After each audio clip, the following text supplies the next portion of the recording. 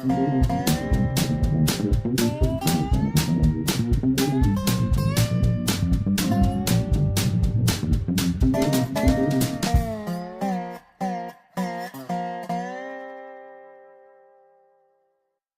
is Dave Monk, Prairie Monk, WAFT Champaign 90.1 on your FM dial. And Dave on the board. Today is May the 28th, 2017, and this is the Prairie Monk Show, your weekly look here on WAFT at the local environment and the more extended environment, railways, greenways, rails, trails, and whatever else has been going on in the area in the past week or two. Yeah. At first, in passing, we lost David Shaw this week, and his visitation and memorial services were this week. And David Shaw is a legendary radio and television broadcaster who I first encountered in a journalism course when he was doing his degree. And Mr. Sims was the instructor, but David over the years has been the journalist and a director of WCIA and with WDS, and for like 37 years. He had a problem with melanoma, which is a rather difficult cancerous disease to deal with. He has 3 children and 6 grandchildren, and I went to the visitation because often I talk to people there and learn interesting things about the family. I also went to the memorial service because that's kind of different, a little bit more formal. And I was glad that I did.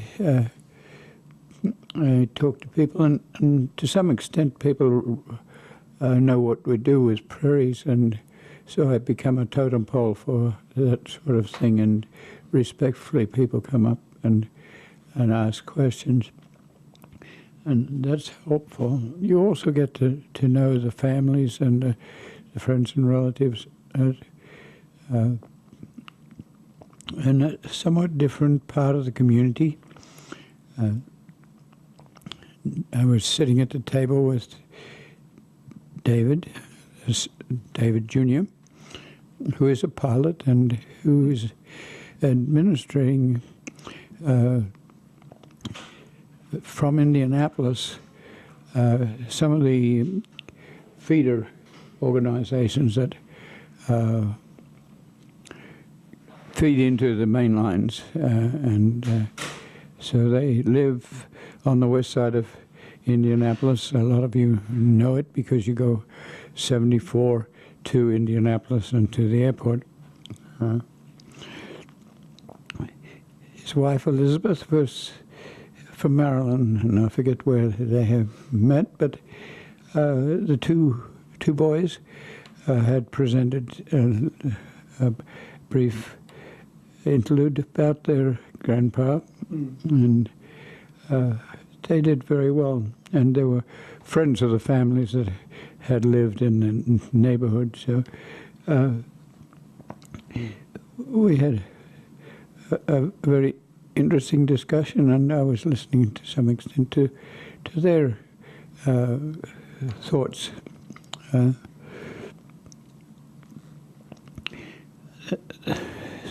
So David's passing leaves a large vacuum in the local leadership, and that's what we have to be concerned about. There are many people coming along, and we have to encourage those people to be doing interesting things in their own way, and may not be the equivalent of David's, but David was a very interesting soul. One of the weather broadcasters was saying that he would actually, she lived out of town, so in a heavy snowstorm, he would send a a vehicle to pick her up because he felt that she did the weather better than anyone else, so she should be on the air. So whether it was a snowmobile or a big truck, she got to town.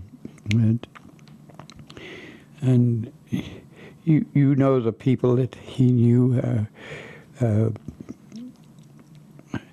the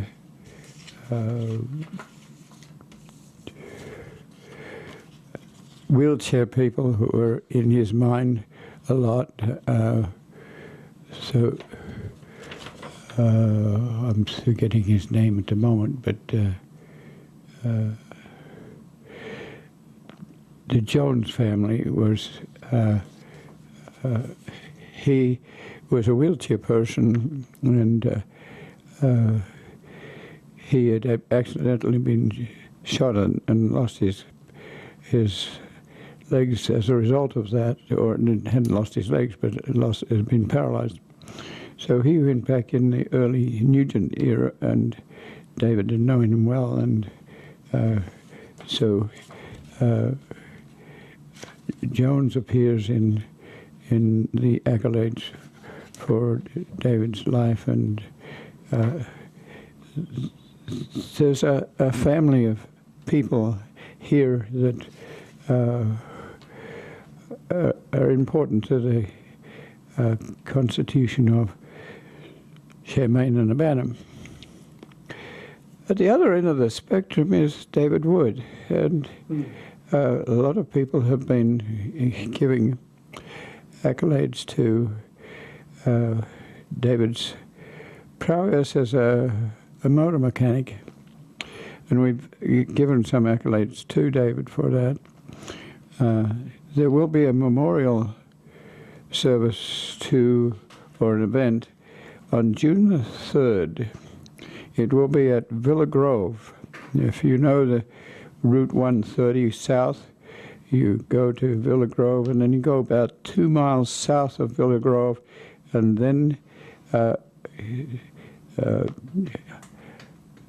road number 700 is there, and David's house is on the corner, and there's a big barn behind, and I suspect there will be quite a few cars that David has accumulated over the years.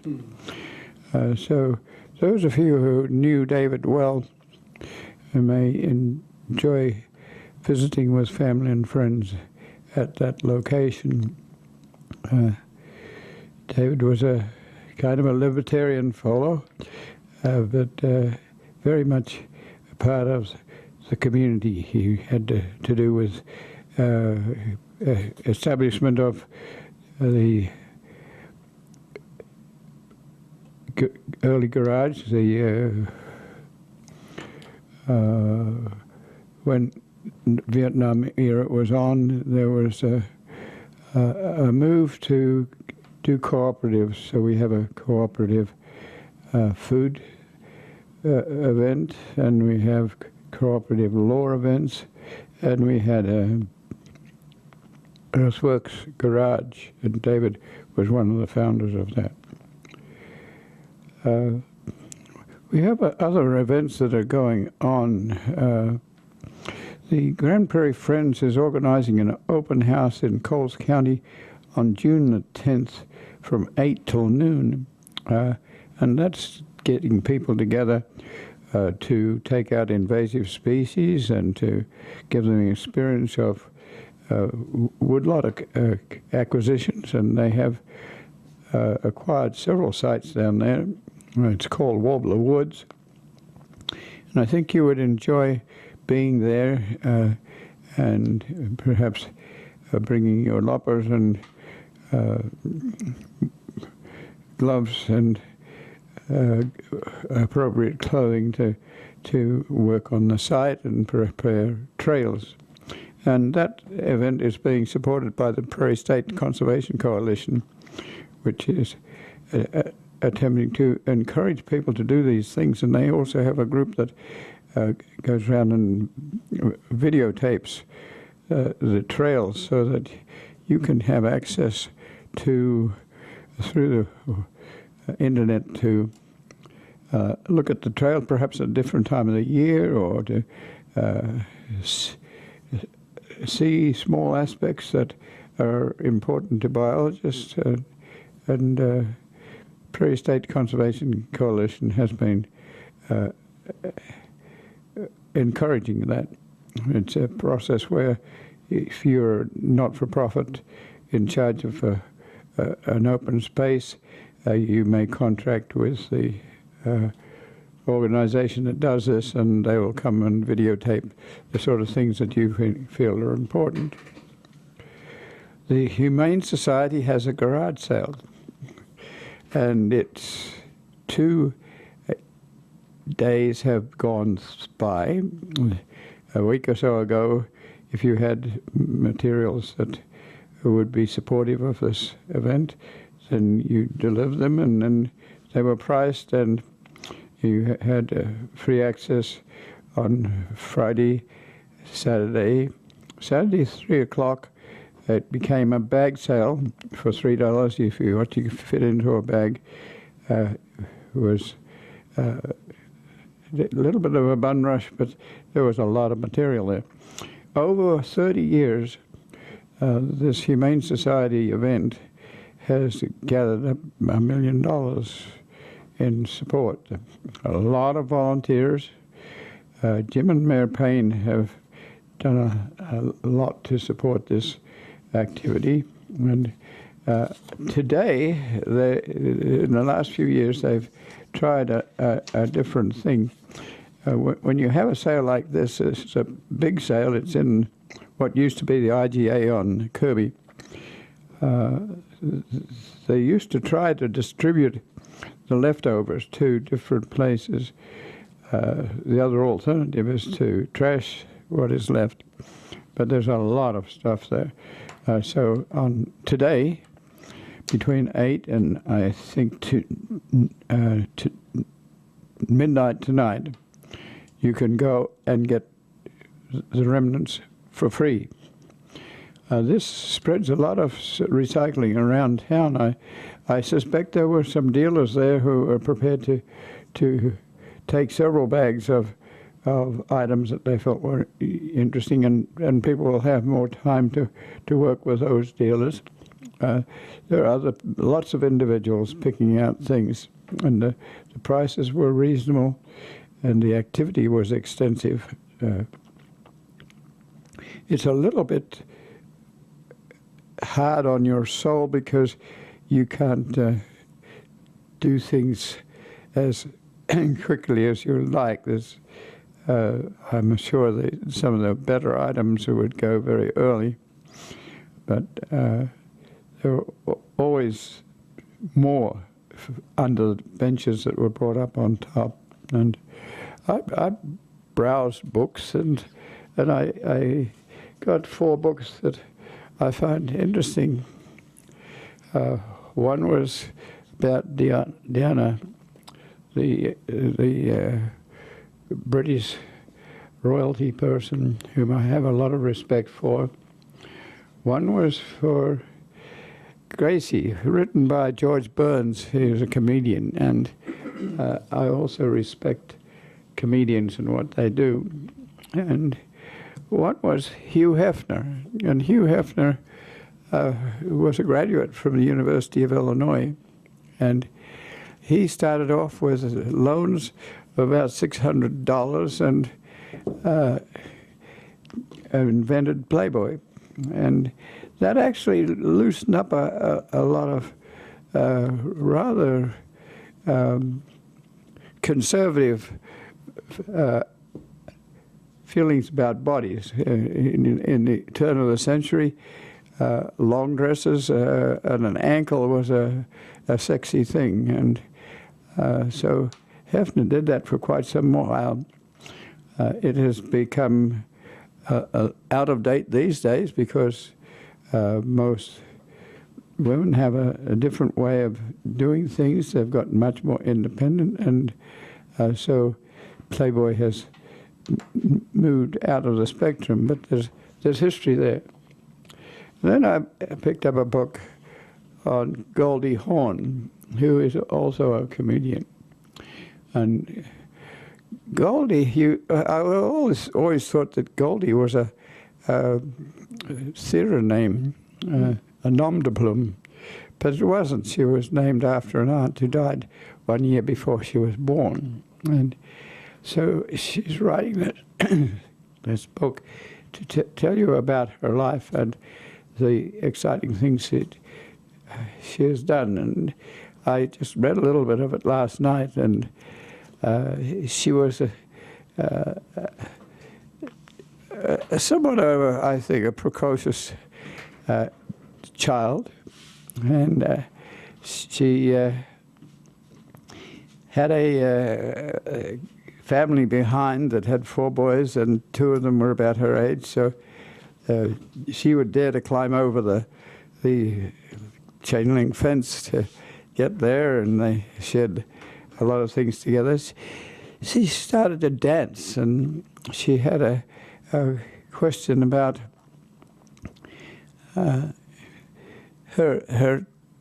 teacher, or was organizing a dance festival, and the principal was rather concerned about people doing things perfectly, and Goldie wasn't sure that she was perfect, and so perfect bothered her, and she wanted to do an improv rather than a formal ballet, and but she wanted to pull out also because she didn't feel perfect, and so she had this argument with her, or back and forth with her mother, whom she dearly loved, and also with father, who was a fond father, and so eventually she was convinced that she could do the improv, and the improv involved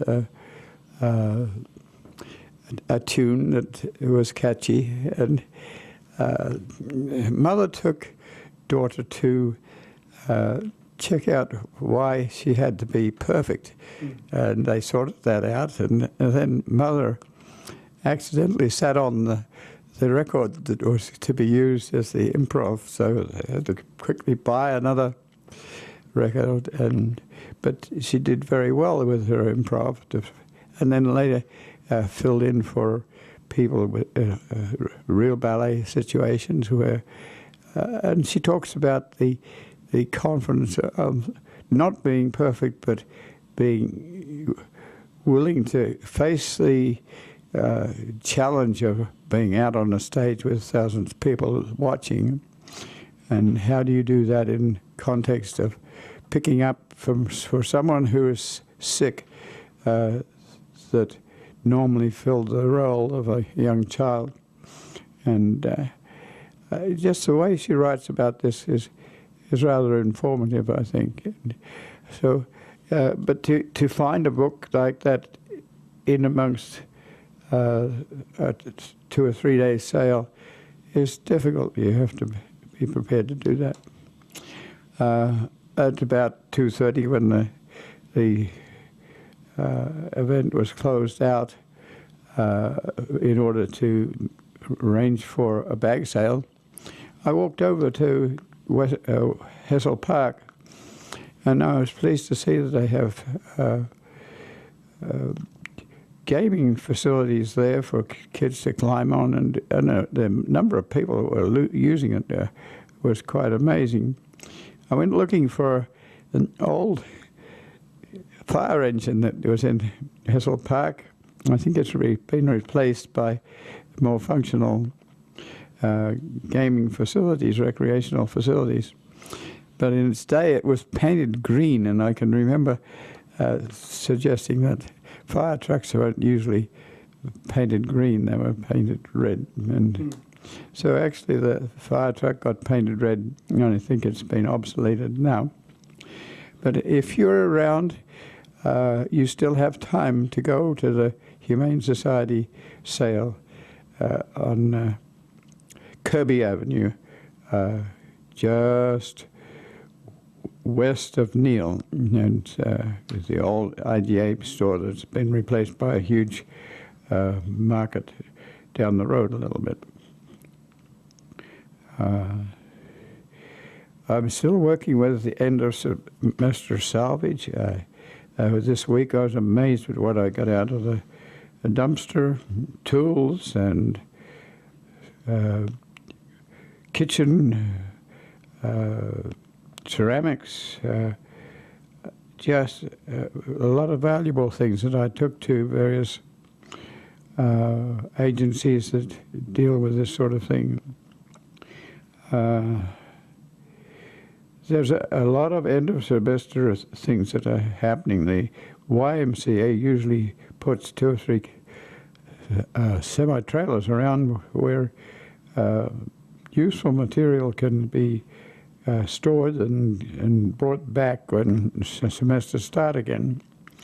I noticed that the Humane Society sale had a semi-trailer there to take materials that were dirty or damaged or what have you. And so that goes to somewhere like St. Louis, where it will be processed and used in fabricating tickets and things like that. So things are happening. There's the idea store that takes many of the sort of goods that were at the Humane Society sale and sells them on a regular basis and in support of the school districts. There's Habitat for Humanity, which uses the funds to prepare houses that are for low-income people. There's a Salvation Army. There's just a welter of people around, and I think we're getting to the point where we can be legitimate about recycling things. And recycling doesn't always mean that it has to be perfect. It may have, you take your coat home and you do a little sewing on it, or you put a screw in the table, or you put a leg on a piece of furniture, and you get with it by doing a little bit of practical work around the item. WEFT is having its moments, but I think I walk into the Great Hall and see all those CDs, and I see the West sessions on Monday night with musicians coming in, and I just figure that WEF will survive no matter what. And I don't know how it will do it, but we should have confidence to know that all non-profit agencies are having a rough time, whether it's at state level or the federal level, and we just need it. I wandered down to Lake Park and walked through it, and was mightily pleased by the fact that we have a prairie there that really is expressive. It does have weeds in it. It has sweet clover, which is coming at the present time, and David and I have been looking at pictures. We actually think that you should get familiar with some of the weeds that are a problem. At Lake Park, Marcy Ridgway, who's the steward there, has pulled a lot of the sweet clover, but it's there. It's what was used for hay by early settlers and by livestock people right up to the present day. But it's very invasive. There's also Canada thistle, and the Canada thistle is almost coming to flower. And what happens with Canada thistle is often, if it's on the roadside especially, it waits till August the 1st where they first mow. By that time it's nice and fluffy and it can be spread around the universe. So there's reed canary grass, which is invasive in wetlands. So just having a natural area is not enough. You have to maintain it and work with it. Crud trees like autumn olive will grow, and that is quite a challenge. But I was pleased to be there. I was pleased to also walk people around the Pocket Prairie, and the penstemon is in flower, and the golden Alexander, and the plants are growing at a pace because it's been nice and rainy, and that's what Prairie was used to before we drained everything to do agriculture. I was invited to have lunch at the Inman Hotel. Susan Taylor was there, and she took me, and we were visiting with Kay Aston. This is another aspect of downtown which we don't always know is there. Kay Aston was a previous head of English as a second language. I grew up with English parents that had farmland in Morganville, in the center of Kansas State. Kay grew up, went to Kansas University, then went to Bryn Mawr, went to Japan for a while, came back and finished her thesis, which was rather extensive, and then was invited to come to the University of Illinois. And she grew up in Kansas, which has rolling hills. They're not all that large, but Iowa and Kansas do have rolling hills, part of the glaciation. And for her, Champaign was very flat, but she remembers where she was, and she is just a few weeks away from being 100. And so it's interesting that population of people, the actuarial extent has been growing, so that they're older people and they live longer and they live sensibly. As I listened to a Commonwealth seminar, which is broadcasted at 10 o'clock on Saturday night, and they had the previous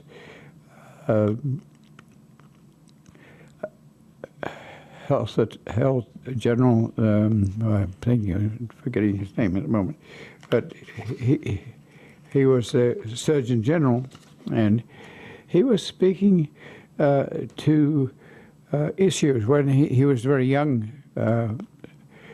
Superintendent, and he went around the country listening to people to find out what their problems were. One of the big ones was drugs. Every big city and small town is being faced with drugs. And behind that is an attitude of repairing, and when something happens, you fix it. But he was big on preventative medicine, so that you look at people and you share time with them and interact with them, and I think that's tremendously important. The farmers market, for instance, the Humane Society sale. I was talking outside and talked to Mrs. Hendron, who just lost her husband. But it's just that you get to chat with people and understand each other.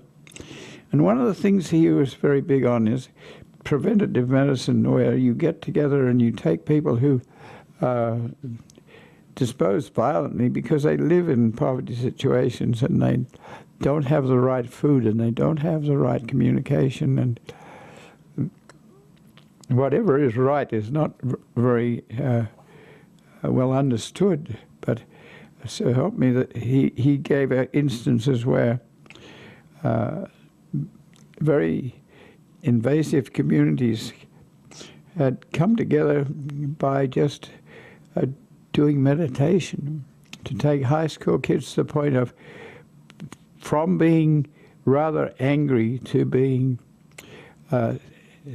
told how to meditate and what to meditate on, and gradually, it doesn't take many months for those people to quiet their voices some and to be friendly. And he was pointing out that this prevents a lot of the problems that are so costly for medicine. So by doing preventative medicine, you can actually save the nation a lot of finance, because it just is allowing people to know what their bodies are like, to know how to grow food, and to respect it, and to respect others, and to shake hands and differ in opinion, but to differ in a friendly way. You don't have to pull a gun. So I thought that talk was very interesting, and it relates to what we have to do as a community, not-for-profit agencies. We have to be out there, and over I'm hearing the term leadership. Out of that high school, how do you teach people to be bold enough to lead? And so I'm interested to read Goldie Hawn's history, and how she can get to the point where women can actually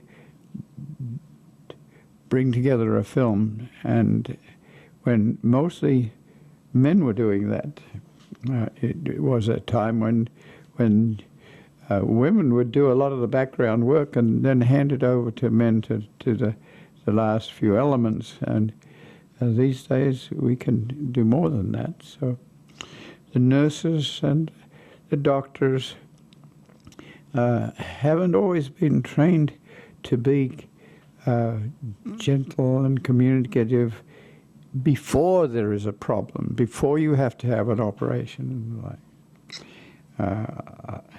After I was at the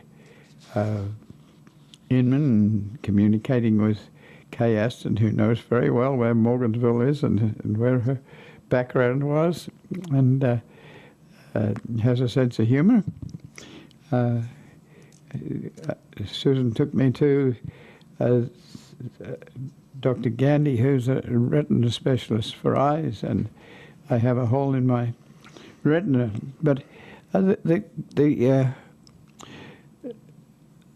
waiting rooms were full of people who are older, and you have to realize that people are living longer because they are living more sensibly. And a lot of the sensibleness is coming from food and interaction with people. People at home by themselves are often very private, and they don't enjoy the company of others, or don't get to enjoy. If you take those same people and sometimes give them an opportunity to get into a community shared living situation where there's a community dining room and some realization that if you're sick you can be taken to a hospital, that is happening more and more, and people are getting older, and there are disciplines in medicine that didn't exist before, because usually if you died by the age of 66, you didn't ever encounter things like holes in retinas or other things like that. There were a few people that had that situation, but older people need to be together often. Often their skills are huge. They have some aberrations, but they get together and write textbooks or do things that are part of their skill. They share their information with others. As I walked through the Inman Hotel, someone called me to, hey, Prairie Monk. And he's someone who listens to our program regularly and finds it challenging. We say things that perhaps are interesting to people to think about. And he said that. And so I think to some extent we do have to be totem poles for our issue, and that's what politicians do. But sometimes politicians have their limitations too, and right at the moment we're having measles problems because there is a feeling that vaccinations go with ADA problems, and the Surgeon General pointed out that the paper, the scientific paper that stressed that was later debunked, and it is not verified over and over again, and vaccination has been verified over and over again, and there is a political myth that this is a danger for injection, and so there gets to be, as a result, areas where measles are getting to be explosive because of the lack of vaccination. And so he was very strong on science being in there, and that people should check things out. And checking it out has been helped by the internet. You may have conservative interests in the internet, but all innovations have their pluses and minuses, and there is a huge plus to the internet, and it often will give us information that you didn't get in horse and buggy days. So I think of that as I go to eye doctors and actually communicate with people who are in the waiting room.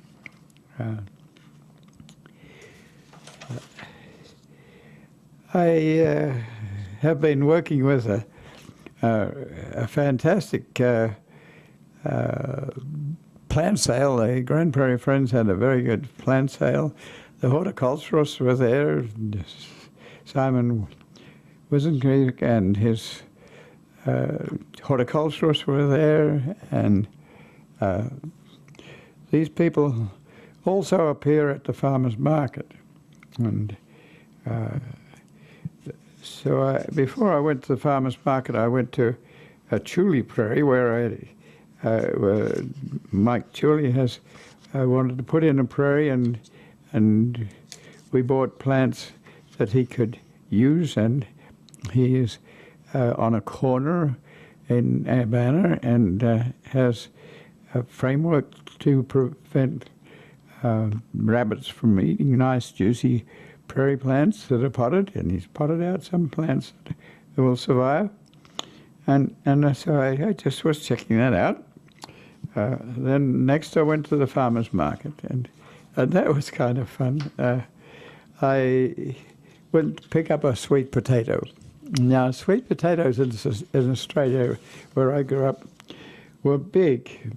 And the bigger they were, the more juicy they were. And so you tended to buy big sweet potatoes. But the person behind the booth was saying that these have been modified and bred, and now people would rather smaller ones that they can take and eat at once. So at the same time, I was talking to someone who had just been to Australia, and that was fantastic. So we were there amongst the sweet potatoes and plants that she was asking questions about, and she wanted to say that she was so pleased that her name is Carolyn Stacy, and that was a very interesting conversation. She'd been up onto the mountains behind Sydney and seen koalas and emus and kangaroos and the tropical rainforest in amongst all the wizen eucalypts that are on top of the more sedimentary rocks that aren't very rich, where the mountain movements have made some volcanic eruptions, and those volcanic eruptions are usually basaltic or rich in minerals, and so you get this sudden rainforest. So she had been to the rainforest when it rained, and they were enjoying just being wet and in a rainforest, adjacent to very dry areas where the water rains and then runs off or filters through. Behind the bench was someone who was explaining that potatoes were bred smaller for that sort of population of people who'd like to have one sweet potato. But he was a 3D engineer. The plants were his avocation, and he was about to go to Brisbane, Australia, to set up 3D printing facilities, and he was excited about that. I turned around and talked to Kim Campbell, and he was talking about the sinking of a battleship across part of Sydney Harbour to prevent Japanese midget submarines from entering the harbour. And he'd seen that on television. So there's another connection with Australia. But the Japanese actually were shelling Sydney Harbour, and the shells were going across my grandparents' home. So then I turned around, and there's Cope Compton, and her daughter Sarah was there, and her fiancé had come in from New York for the weekend. And Cope is a strong supporter of WAFT, and she is a media person. She's been working with Susan Taylor to prepare a family book on the history of their farmland in Long Island, which eventually was disconvolvulated. So the history was there in a book that Cope has been working with. So just this sort of interaction is important. Then came Melissa Mitchell, and Melissa Mitchell is another Wefty. And I had given her a doll because I had photographed it, but it had been an embarrassment to some extent because people were wondering why I was photographing a doll in context with other things that you would have to question about. And so I gave Melissa the doll because she works with dolls, and so we had a fine conversation. And then I went around the corner to see the non-profits, and I ran into Stuart Levy, and they had a board member the other night, and last week we talked about a model for the aquifer that runs through Champaign to Mahomet and through to Clinton and eventually to Beardstown, and supports people like 80,000 people who drink from that aquifer. So they had their board meeting in the confines of that exhibit, and it's an ongoing thing. I talked to Maggie Washer, who is doing things with bees, but she has been to New Zealand and has fallen in love with New Zealand, and she already has a ticket to go back there in December. And she is a beekeeper and works with various farmers around and has Italian bees on various sites.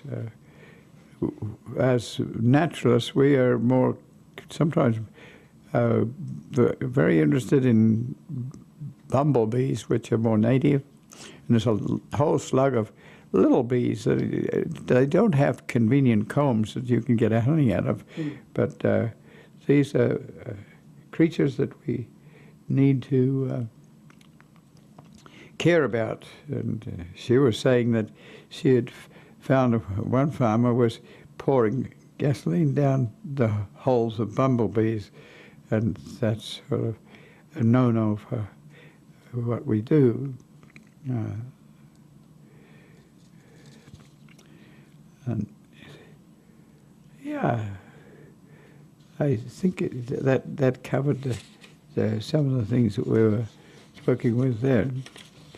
I think we have enough time to say something about 12 minutes. About some of the plants that you should know more about. Even locals don't know much about prairie because it's been their duty to remove the prairie for 6 generations and to drain the land that was usually fairly wet for prairie plants. But it's a season which has been wet, and we are proud of the little prairies we have. We especially have been interested in remnant prairies, but there are also reconstruction prairies. The remnant prairie to us is more important to even if we get a small unit of soil and similar plants, that is, if we can keep it as remnant, that's wonderful. If we lose it to roadside management practices that are here in the future, we are worried about that. The first phase of the Kickapoo Trail, for instance, is horrendously wide. It's taken out all the remnant prairie that the university used to rent for grad students and research purposes and demonstration. And I'm hoping like crazy that procedure doesn't extend to the next phase, which is between St. Joe and Ogden. There are a lot of trees there, but if you take the trees out, the prairie comes back. It doesn't come back as well as you would like because there's some acidity or some pH change with the trees, but it comes back, and you can restore some of that area. You can, without destroying the remnant nature, you can add some of the species that might have been there. Railroad prairies aren't the best prairies because they're long and skinny, and for a natural prairie you must have a large area, and so there's a Manhattan prairie in Kansas which has rolling hills that were flint hills, and they couldn't be plowed very easily, so they have remained relatively natural. So that is a national park. There's another Neal's prairie in Colfax, Iowa, but that is a reconstruction prairie, but with a visitor center that costs millions of dollars, and it does a lot to tell people about prairie and its genetics. We don't know what we will need for genetics, but sure as heck, if we take it out, we won't have the biochemistry that we need for a disease we don't know about. So think 2,000 years.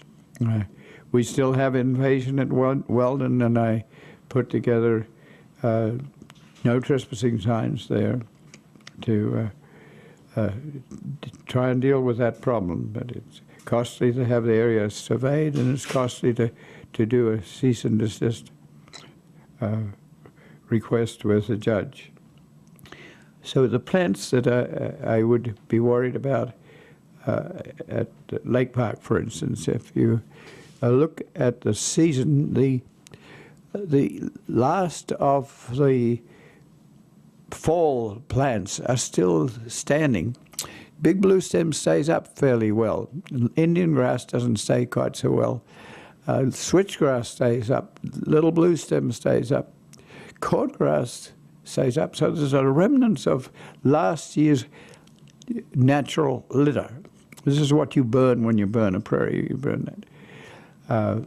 Some of the compass plants are 10 feet tall and still staying in their dead version. And around the base are these invaginated leaves that eventually turn and tell us where north and south is, so that's the name of a compass plant. The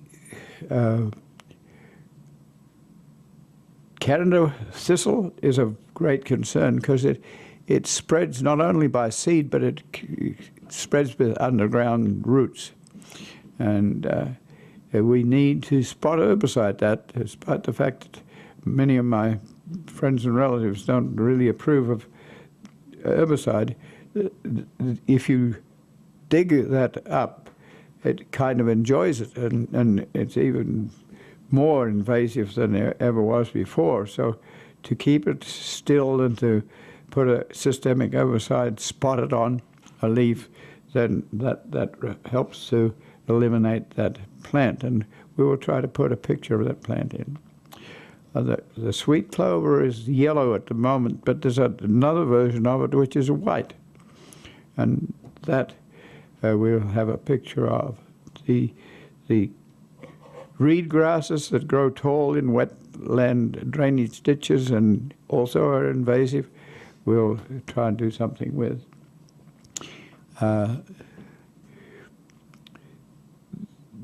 Let's see what I have.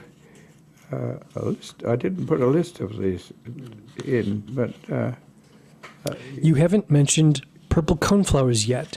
I've got to think, while they may not be the absolute most prevalent prairie plant that you'll find in the city limits, they're probably the most visible because they're the least like a lot of the prairie plants you're talking about. You say one distinction is prairie plants look like weeds. Well, no, purple coneflowers stand out. They look like almost, like a sunflower. And by the way, the other name for them is echinacea. So if you're ever taking those little capsules, some part of that purple coneflower plant gets purified and stuck into a capsule so that you can have some, not nutritive, but some medicinal possibly value there. So this is most of what you see. This is another one of those prairie plants you're talking about. So let's move away from the weeds that are invasive and look at some of the plants like purple coneflower, which will come. The peak, if you're wanting to show people a prairie, go in middle of June, and the purple coneflowers will not be the purple coneflowers that you see in your garden. They will be wimpy, and the petals will flop back, but they're the native plants. There are liatris. If you see a prairie with a lot of liatris, it's a purple plume, and in the long run, it's very, very interesting. There are starry-eyed grass, which has a flower the size of your little finger, and if you have it by the thousand, it looks white. There's spurge that looks white when it's in a lot of. There's culver's roots in certain places where there might be moisture. There's tick seed that is that it was tick seed because it sticks to your shirt and looks like a tick. There's dock. In some places you have to be careful that you don't plant too much dock because it can take over. And we have a silphium that is a cup plant, a very interesting cup. The leaves merge around the stem and water can get in there, and there's a whole ecology of that little cup. But that cup plant can be a weedy plant. Coreopsis can be weedy, but so you have to, when you have a small plot of prairie, you have to manage those creatures and keep them in somewhat a balance of what you think is a dynamic remnant prairie. And you have to know that what we would have coming back into the area after glacial retreat is going to be one thing, but as it works over 10,000 years, that's going to change. So we don't really know what we have in our remnants. We do know, but the remnant may be different in different places, different soils, different. So it's a complex ecosystem, and we need to know it. Having small reconstruction prairies like Meadowbrook Park are really very important because they give people a chance to see what a rosinweed looks like, to see what a prairie clover looks like, and hopefully that also you need to talk to people who mow, people who blanket herbicide, to people who dump, because if they see that you really care about an area and that you're there intermittently and that there's something interesting happening, you have signs and species lists, then it can be even helpful to people who would like to do wheelies on your prairie, especially if it's a nice rainy, muddy day. A couple of four-wheel off-road vehicles or a motorcycle can do tremendous damage to a prairie. They can do, in 25 minutes, they can do 70 years of preservation damage. And so we need fences, we need volunteers, and we need leaders, as you get from the railroad engineers, the conservation people, the health people.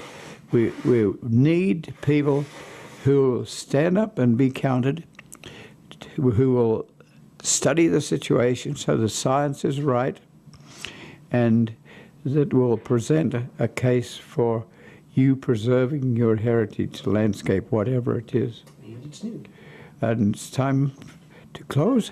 This is Dave Monk, your Prairie Monk, WAFT Champaign 90.1 on your FM dial. And Dave on the board. All the views and opinions expressed here are solely those of the speakers and no one else.